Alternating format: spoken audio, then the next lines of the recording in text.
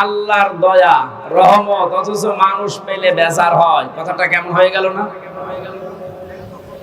তার এক নম্বরে কন্যা সন্তান। আমরা কি বেজার হব?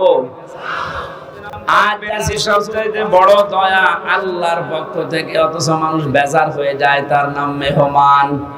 নাম কি? নাম কি জানিয়েছেন? 3 নম্বরে বৃষ্টি, 4 নম্বরে আল্লাহর নবী বলেন রোগ ব্যাধি।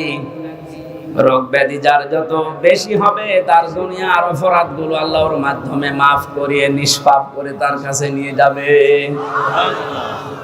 সিস্টেম